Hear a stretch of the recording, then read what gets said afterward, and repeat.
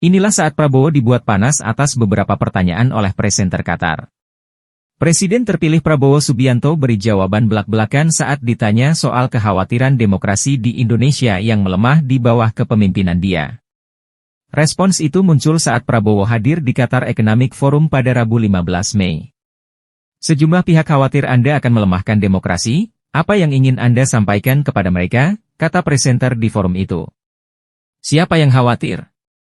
Respons Prabowo sambil tertawa dengan nada tinggi. Beberapa yang mengkritik Anda mengatakan Anda melemahkan demokrasi. Jadi, yang ingin Anda katakan tidak ada, ujar presenter itu. Kenapa Anda tidak bertanya ke rakyat Indonesia? Prabowo balik bertanya.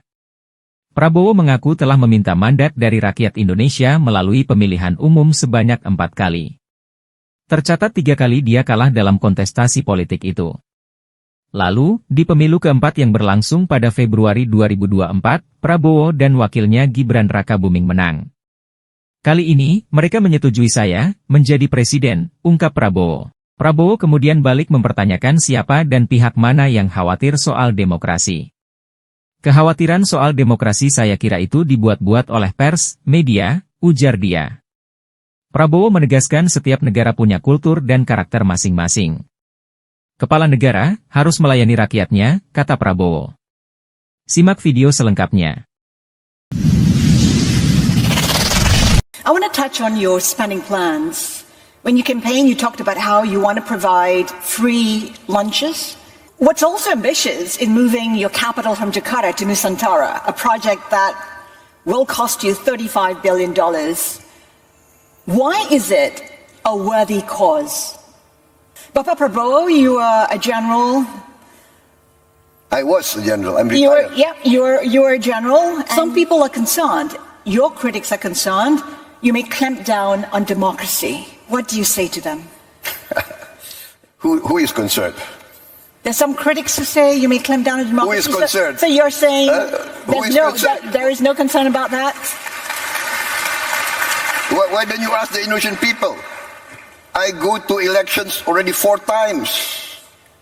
I go to my people. I ask their consent.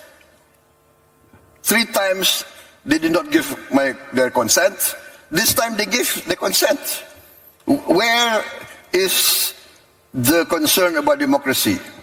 The concern about democracy is, I think, made up by some people in the press. So that would be us then.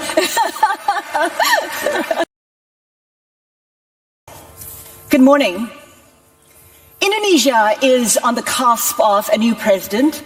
Prabowo Subianto is a 4-star general turned politician. He says he's more than ready to lead. This is a country of 280 million people with an ambition of being the 5th largest economy in 2045. President-elect Prabowo Subianto, thank you for joining us today. Thank you for inviting me. You campaigned on the promise of continuity. Give us a sense of what policies will be a priority in your first 2 years of government. Yes, as you know, nation building is a long-term process, and President Joko Widodo has built a strong foundation. And I'm determined to build on that foundation. And my core focus will be first on food security. Indonesia must be self-sufficient in food. And then energy security, energy self-sufficiency. And we are determined to bring down poverty. In a massive campaign, massive effort. I'm determined to get rid of hunger amongst our people, especially the young. And in the end, we have to concentrate on processing our natural resources. We have to make a great effort in downstreaming. And to industrialize, and all of this needs good governance. I'm determined to cut down corruption, waste, and with that, we are very confident, we are very bullish, we are very determined to bring this all about. All very ambitious if you want to do it within your first term, which is 5 years. Can you achieve a growth target of beyond 5% in order for you to fulfill what you've set out to do? In my conversation with Bapak Joko Widodo, he said that he's laid the foundation, he's implemented all the policies, put in place infrastructure needed for Indonesia to grow at 7%. Can you achieve 7% or more in the 5 years of government? I'm very confident. I've talked to my experts. I've studied the figures. I'm very confident we can easily achieve 8%, and I am determined to go beyond. 8% within the 5 years, the first year, second year, and when you go beyond, are you looking at double-digit growth? I would say within 2-3 years, yes. You talked about downstreaming. What are the other growth drivers for you? Or would downstreaming be key to you achieving 7, 8, 9% growth? Downstreaming will take several years. What will be a growth driver in the first years will be our concentration on agriculture, food production, food distribution, and energy. We want to go green in a very quick way. We want to produce our diesel from palm oil, and this will be a very strong growth driver. We import $20 billion every year for diesel oil. So can you imagine the savings we will have when we will switch to biofuel? Indonesia has often said it is open for business. Yet, I think a lot of investors say it's adopted protectionist policies, limits on the export of nickel, coal, palm oil. Is it important for you to move away from nationalistic protectionist policies? No, I think there's a misperception. We are not protectionist. What we are doing is very logical. Every country in the world will fight or will protect the national core interest of their people. And we think that we want to industrialize, and those are our natural resources. We have to protect our interest in the sense that we must get the full value, right? We cannot keep importing industrial goods all the time. It's not fair to our people. We will not be an advanced industrial society if we are just a producer of raw materials. I want to touch on your spending plans. When you campaigned, you talked about how you want to provide free lunches, free milk for students, and some are questioning how you will pay for such a program. Can you fund that program if you're unable to perhaps raise the limit of your budget deficit beyond 3%? You've said you can. We have studied this. We have, we studied all the figures, and we are very confident we can do that. We are very confident we can do that. And while keeping your budget deficit at 3%? Yes, 3%. And the 3% is something arbitrary. Not many countries hold to that. But we have a tradition of prudent fiscal management. I think we have the lowest debt to GDP figure in the world, one of the lowest. And so now I think it's time to be a bit more daring within good governance. So What does that mean? Raising the limit beyond 3? Would 4, 5% still be comfortable, prudent? We calculate that it's a matter of refocusing and cutting down the waste, cutting down the allocation to non-essential activities. So it's a matter of efficient, good governance, good administration, good management.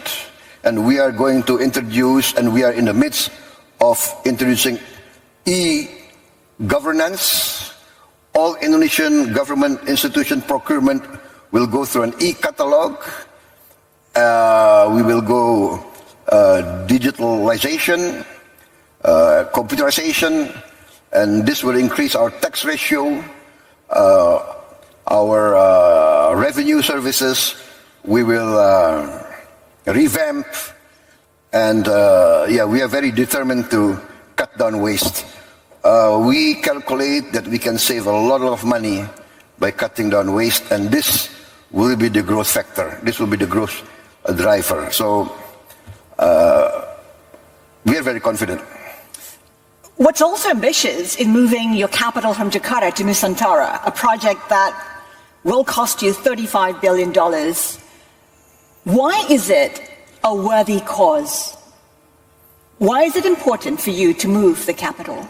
The idea of moving the capital has been around since the first years of our independence. Our first president, President Sukarno, broached this idea. First, the idea was to put our capital in a more central location. Number two, Jakarta, its surroundings, and Java is very, very highly populated.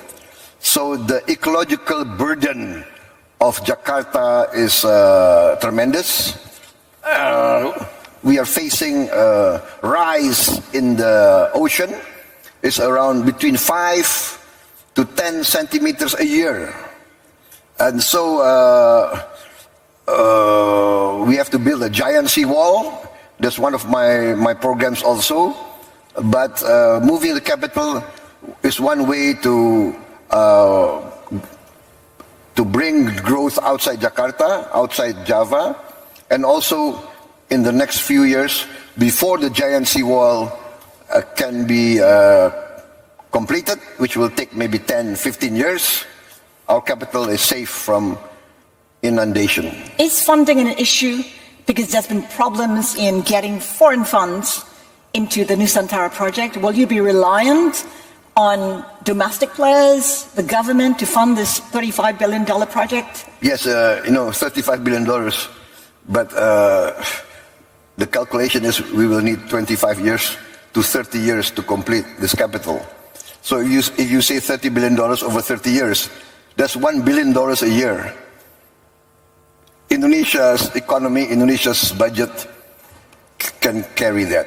So we are very confident. I mean, I believe capital city is a political project, and the main drivers must be the domestic resources, and then the foreign investment will come in later.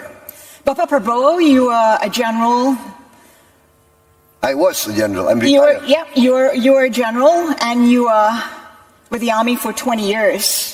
You were also 28 years. Yes. 28 years. It's a long time. Some people perhaps feel like your policies will be viewed through military eyes. How do you respond to that? I've been out of the military for what? Maybe more than 25 years. So I think it's just, it's a, what do you call it? It's a non sequitur. It doesn't relate to any.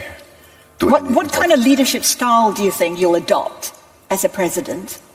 I will be myself. I will be genuine. What does that mean? That means that you are true to your principles, your values, your ideals. And as a patriot, my main value is the well-being of my people. The well-being of my people. My people must be safe. My people must not be hungry. My people must have a good life.